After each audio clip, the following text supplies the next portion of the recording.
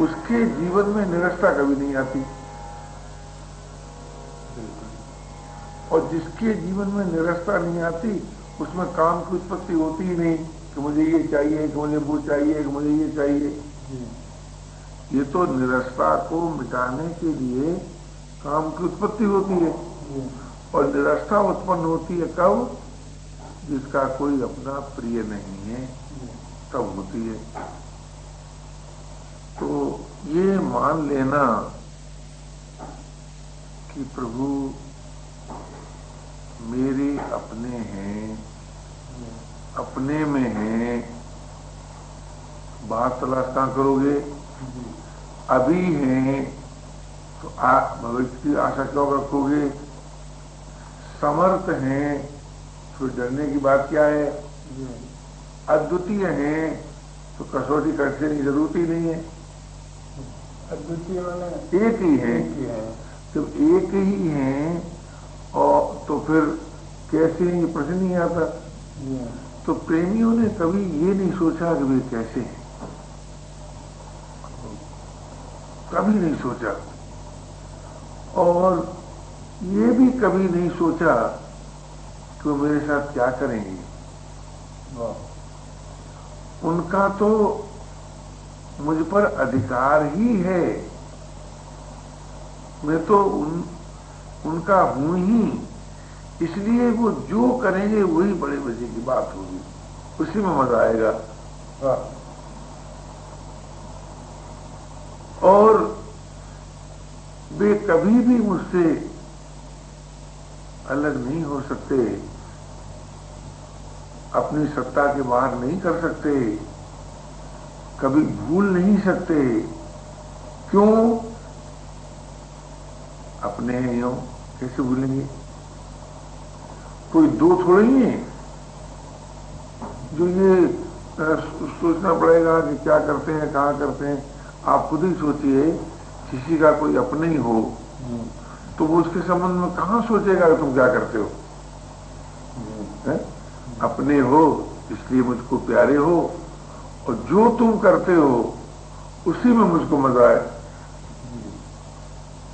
अगर ये ताकत आ जाती है विश्वास के आधार पर साधक में, तब फिर वो बिल्कुल अचार हो जाता है।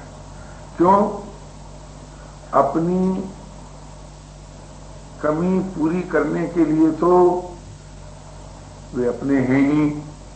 भाई जब वो अपने हैं तो आप स्वयं सोचिए फिर हमको क्या कमी रहेगी? बिल्कुल नहीं। क्या अभाव रहेगा? और फिर हमें क्या चाहिए? तो प्रेमी जन स्वभाव से अचार हो जाते हैं। चाह में कोई नहीं रहती। अब चाह नहीं रहती तो अशांति कहां से आएगी? अच्छा, कोई और उनका रहता नहीं तो बंधन कैसा? अब कोई और हो तब न बंधन हो। और जो अपना है वो अपने में है ही है, तो बाहर तलाश कैसी? तो प्रेमियों के जीवन में न तलाश रहती है, न बंधन रहता है, न किसी प्रकार की कमी रहती है। केवल अपने अपने को प्यारे लगते हैं। और ऐसी बात नहीं है कि हम उन्हें अपना मानते हैं इसलिए हमको भी ये प्यारे लगते हैं। अरे बाबा, वो तो हमें अपना करके जानते ही हैं। इतना ही तो फर्क है। भक्त में भगवान में अंतर क्या है? भक्त तो मानता है कि प्रभु अपने हैं, और प्रभु जानते हैं कि भक्त मेरा है।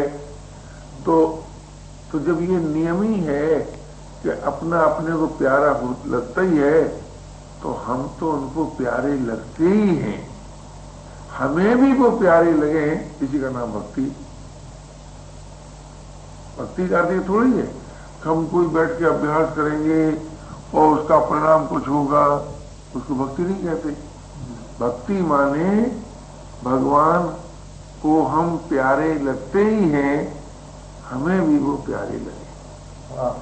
तो जब वो हमें प्यारे लगते हैं तब पर हमें कुछ और भाता नहीं है, पर हमारी दृष्टि में कोई और रहता नहीं है, क्योंकि प्रेमियों की दृष्टि में प्रेमास्वर से भिन्न कोई कुछ रहा नहीं, कभी कोई रहा ही नहीं।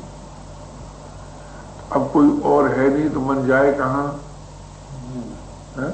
अब कुछ चाहिए ही नहीं तो अशांति कैसी, बताओ? तो मन के लिए कहीं ठोर रहता है क्या कि कहां जाएगा? कि प्रभु हैं, इतने मात्र से कोई और है, ये बात जीवन में से निकल जाए। प्रभु हैं अगर ऐसा मानते हो तो ये मान लो कि फिर कोई और है नहीं।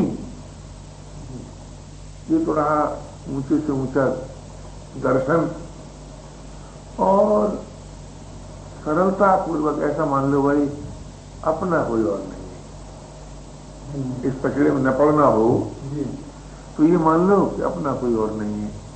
नहीं तो महाराज ये दार्शनिक सत्य है कि अगर परमात्मा का अस्तित्व है तो फिर जगत का नहीं है। दार्शनिक सत्य है।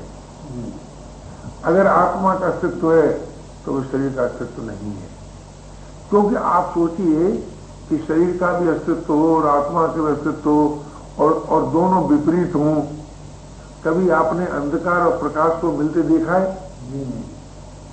कोई बड़े से बड़ा वैज्ञानिक अंधकार और प्रकाश को मिला के दिखा सकता है? तो स्वयं प्रकाश आत्मा पर प्रकाश शरीर के साथ कैसे मिल सकता है?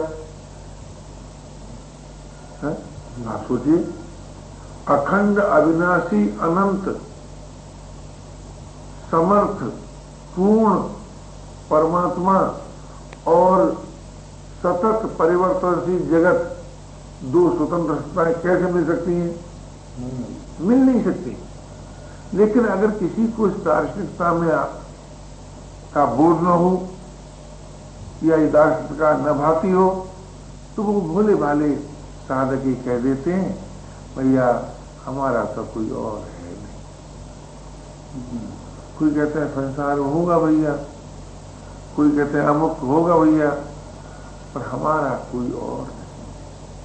अब ये बात हम अपने द्वारा न स्वीकार करेंगे, इसमें आंख बंद करेंगे कि कान बंद करेंगे कि श्वास रोकेंगे कि आसन लगाएंगे कि मुद्रा लगाएंगे, क्या शरीर इंद्रिय मन बुद्धि प्राण इनके द्वारा ये बात हम स्वीकार करेंगे कि हमारा कोई और नहीं है, कि अपने द्वारा हम स्वीकार करेंगे हमारा कोई और नहीं है? अपने द्वारा स्वीकार करेंगे। जब हमने अपने द्वारा ये स्वीकार कर लिया हमारा कोई और है नहीं, और उसके बाद कुछ ऐसा मालूम हुआ कि भाई कुछ चारों ओर मालूम होता है, तो भक्त लोग कह देते हैं ये सब अपने प्यारे की लीला होगी और कुछ नहीं। ये मालूम होता है संसार। अगर संसार उनको भाषित हुआ भक्तों को तो वो संसार शब्द नहीं जानते हैं, वो तो जानते ही नहीं। जब लोग उनसे कहते हैं कि संसार है तो बोले भैया हमारा तो कोई और है नहीं होगा। लेकिन जब उन्हें कहीं स्वयं मालूम होता है कुछ है तो कहते हैं ये तो हमारी प्यारी की लीला है? तो अब आप सोचिए, जब प्रभु विश्वासी साधक हर समय प्यारे की लीला को देखता है और प्यारे को अपना मानता है तो अपना मानने से उत्तरोत्तर प्रेम बढ़ता है और लीला देखने से उसको सुख मिलता है।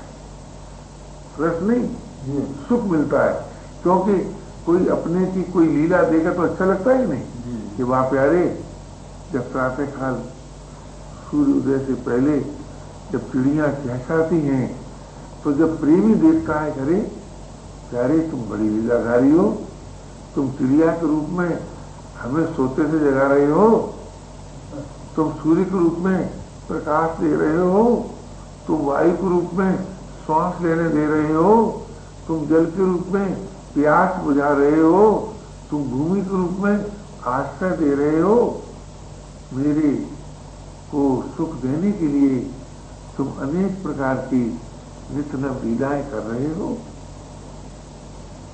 तुम ही मेरे अपने हो और कोई मेरा अपना नहीं है। कह रहे एक ऐसी लीला भी करो कि मैं तुमको ही अपना मानूं। मैं कोशिश करूं कि मैं न मानूं, तब भी मेरे बस की बात न रहे। अगर कोई मांगना है अपने प्रभु से, कोई मांगना है प्रभु मेरे बस की बात न रह जाए कि मैं किसी और को अपना मान पाऊं और मेरी दृष्टि में कोई और रह जाए अथवा मेरी दृष्टि कहीं और जाए।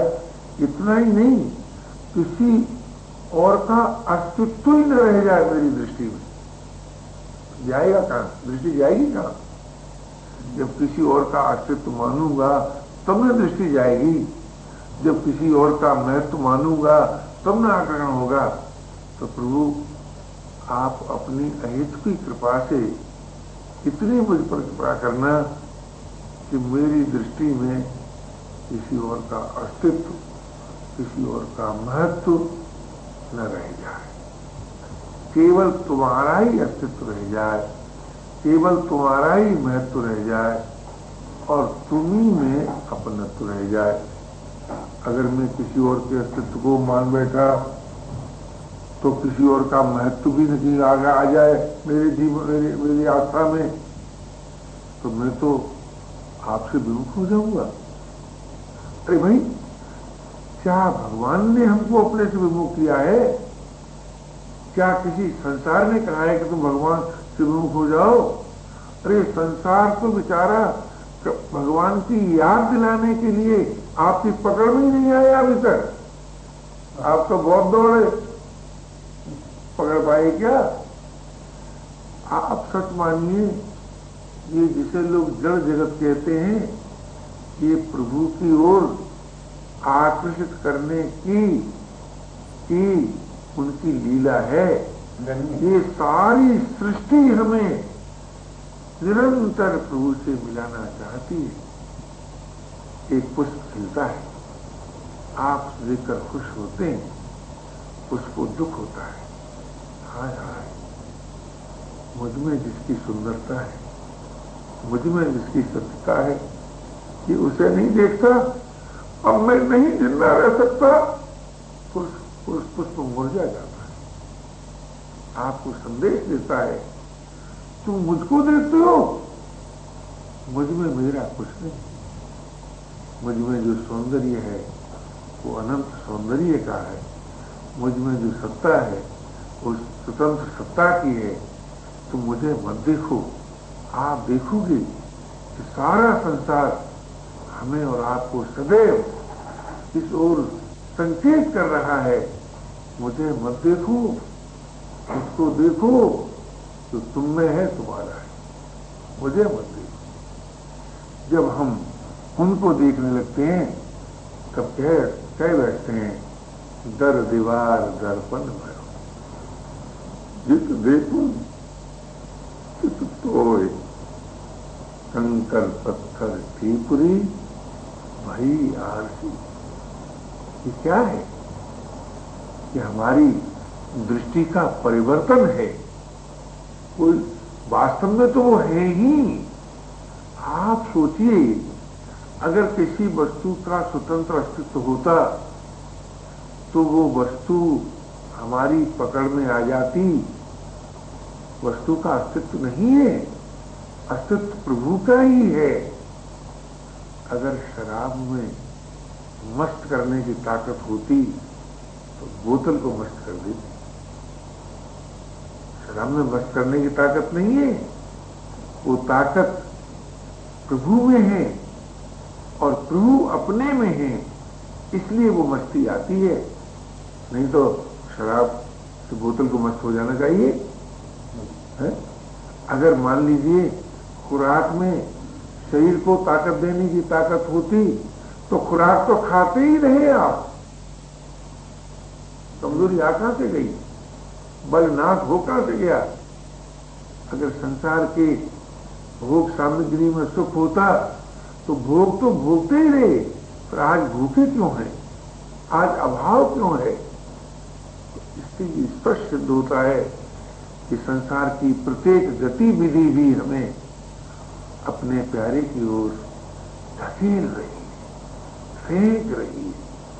और हम आपको क्या बताएं, जिस समय साधक प्रभु विश्वास को लेकर सब ओर से विमुख होकर प्रभु की ओर आकर्षित होता है, उस समय ये सारी सृष्टि हर्ष मनाती है, जय जयकार बोध करती है और आपके साथ साथ स्वयं अपने प्रेमास्पद की ओर गतिशील होती है। हम प्रभु से विमुख होकर सृष्टि को प्रभु से विमुख कर रहे हैं और सृष्टि हमें सदैव संकेत दे रही है, मुझे मत पकड़ो, मुझे मत मानो, मुझ में मेरा करके कुछ नहीं है, जिसकी तुमको मांग है मुझको भी उसी की मांग है और वो तुम ही में है। मुझ में वो होता तो मैं तुम्हें पेश कर देती, लेकिन वो तो तुम ही में है।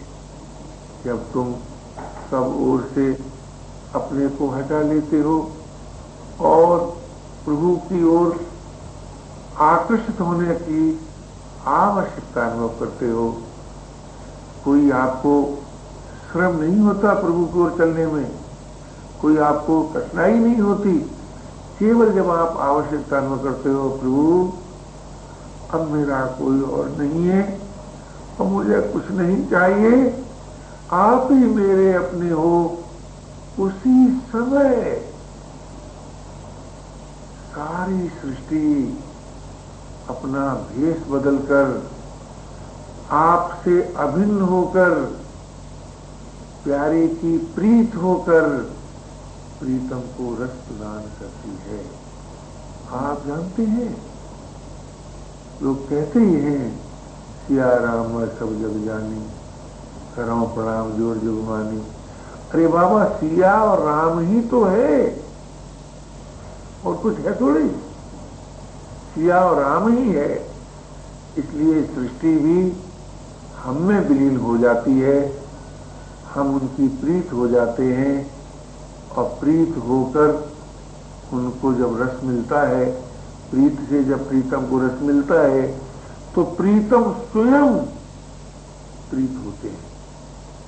तो उनकी ओर से आई हुई प्रीत जब लौटकर उनकी ओर जाती है तो रस का कोई बारा पार नहीं रहता और ये प्रीत और प्रीतम का जो नित्य विहार है, इसकी कोई सीमा नहीं है, इसका कभी नाश नहीं होता।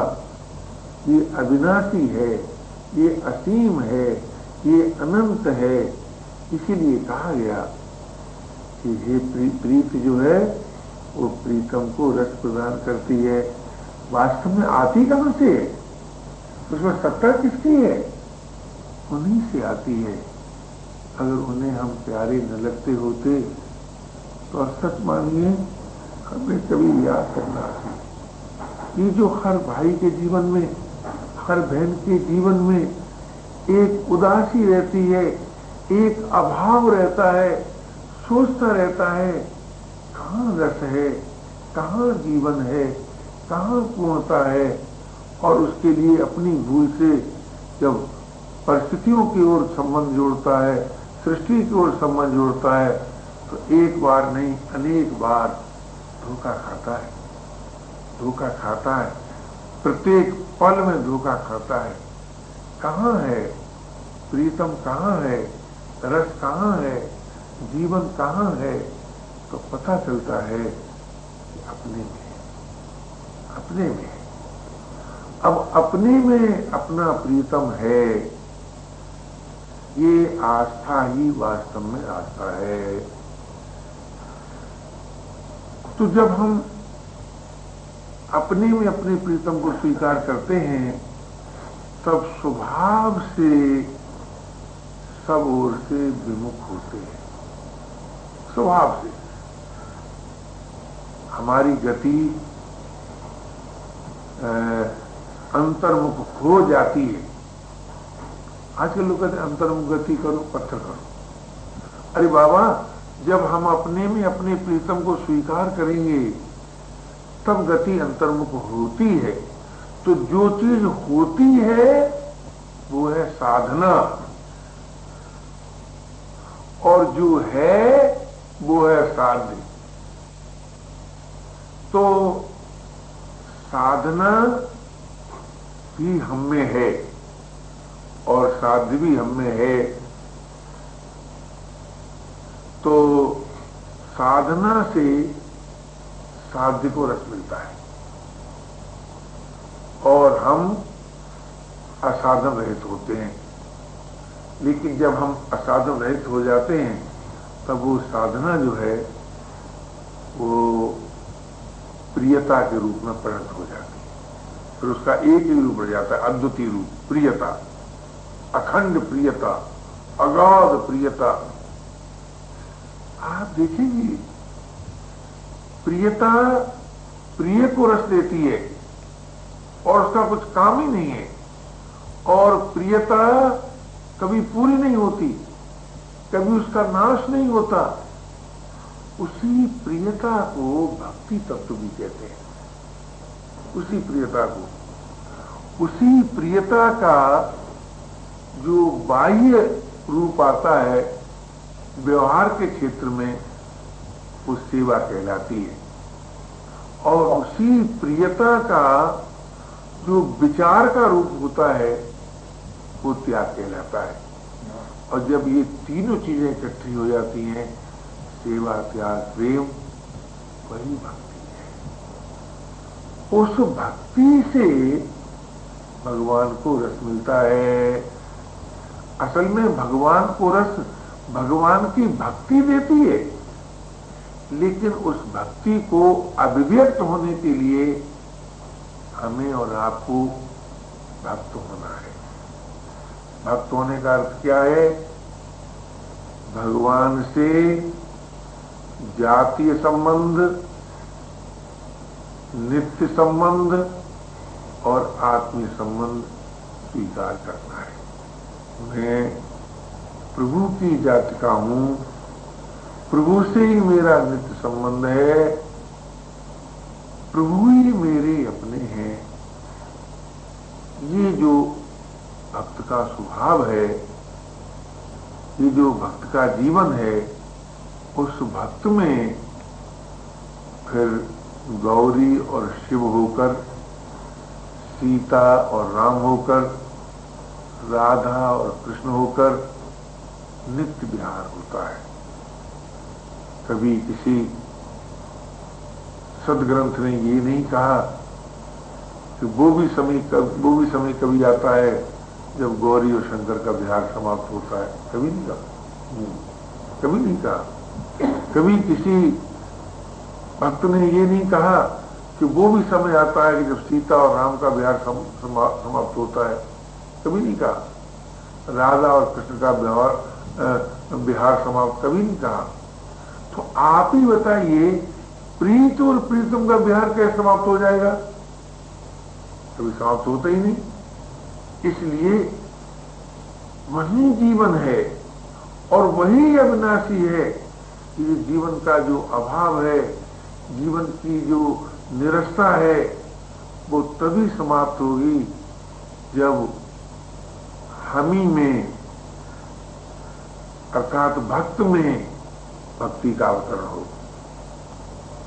अब भक्ति का अवतरण ये अपने आप होता है और सत्संग के द्वारा हम भक्त होते हैं। सत्संग का अर्थ क्या है? सत्य को स्वीकार करने से हम भक्त होते हैं। तो सत्य क्या है? जिसे मैं देखता था, जिसकी ओर मैं दौड़ता था, वो है नहीं। क्यों नहीं है? क्या दलील है? होता तो मुझे मिलता, वो है नहीं। अर्थात सृष्टि है नहीं, किंतु है क्या कि जब मैं इस सत्य को पहले स्वीकार करता हूं कि सृष्टि नहीं है, तब अपने आप स्वतः स्वभाव से समस्त इंद्रियां अपने विषय से विमुख होकर मन में विलीन होती हैं, मन निर्विकल्प होता है, बुद्धि सम होती है। ये किस बात का फल है? ये इस बात का फल है कि सृष्टि नहीं है, केवल इसका। यह मेरे लिए नहीं है भाई, जैसा मैं पहले थोड़े दिन कहा था। तो सृष्टि नहीं है, इसका फल है कि आपको जो अपने और अपने प्रीतम के बीच में जो दूरी मालूम होती है वो समाप्त हो जाए और प्रीतम की समीपता का की उपलब्धि हो जाए। इसको योग कहते हैं। ये जो परमात्मा की जो हमें समीपता मालूम होती है ना, वो योग से होती है। और सृष्टि नहीं है कि सत्य को स्वीकार करने के बाद अपने आप योग की अभिव्यक्ति होती है। उस योग के बाद जो उस योग में गति है, तो पहले वो योग बोध में परिणत होता है, क्योंकि जिसकी हमें समीपता प्राप्त होती है उसके साथ हमारी एकता भी होती है, और उसके बाद वो बोध जो है वो प्रेम में परिणत होता है। तो तात्पर्य क्या निकला कि प्रिय मिलन के लिए योग, बोध और प्रेम अपेक्षित हो गया, और योग, बोध, प्रेम के लिए केवल एक ही सत्य, मेरा कोई और नहीं है। किसी और का स्वतंत्र अस्तित्व नहीं है, कोई और है नहीं, हो सकता नहीं, कभी होगा नहीं, कोई और नहीं है, ये ज्ञान है। और कोई गैर नहीं है, ये आस्था है। गैर नहीं है कोई, अर्थात अपने ही हैं। अगर ये बात जब आ जाती है जीवन में कि कोई और है नहीं, तभी भक्त लोग कह बैठते हैं कि मेरे मन में किसी और के लिए तो ठोकर ही नहीं है। और जब ये बात आ जाती है कि कोई गैर नहीं है, तब भक्त लोग कह सकते हैं मेरे पास तो मन ही नहीं है, मन ही नहीं है। ये सब जो भक्त चरित्र है, भक्त गाथा है, ये भक्ति तत्व की ओर ले जाने का संकेत है, इशारा है। फिर ये क्या सोचते हो, कोई और तो है ही नहीं। अरे इतना नहीं भाई, गैर भी तो नहीं है कोई। जहां गैरियत मिटती है वहां न प्रियता उदय होती है जी। जहां औरपन मिटता है वहां न अभय होता है। बोल कीजिएगा, जब तक कोई और रहता है तब तक भय रहता है, जब तक गैरियत रहती है तो प्रेम पैदा होता है क्या? तब तक प्रेम नहीं पैदा होता। तो कोई और नहीं है, कोई गैर नहीं है।